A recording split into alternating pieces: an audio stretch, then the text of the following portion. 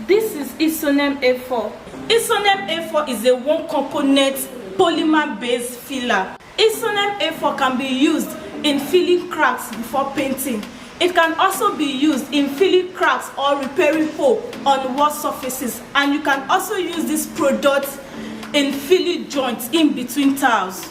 As you can see, we have some cracks on the wall that needs to be repaired, and we are going to be using Isonem A4 to repair these cracks because Isonem A4 is elastic and it can adhere excellently well on the surface without the cracks reoccurring again.